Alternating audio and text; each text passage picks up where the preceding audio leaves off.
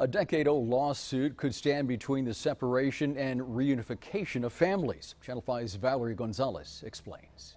Twice this week, the president mentioned the Flores Settlement. This is a case that began in the 1980s when children in the custody of the federal government were housed in facilities with adults not related to them. In the 90s, the case led to changes in the way minors were processed.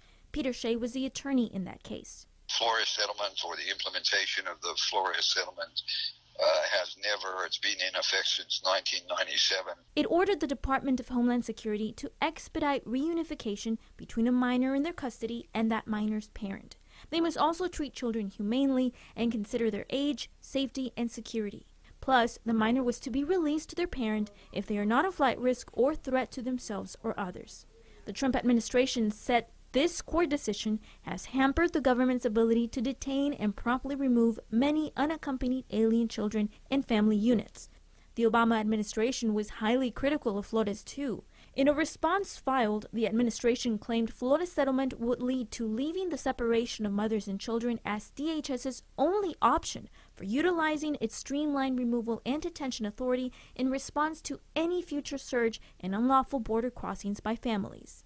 That was filed 3 years ago. Shea denounced those claims. It has never hampered any federal efforts aimed at the processing of minors or their parents.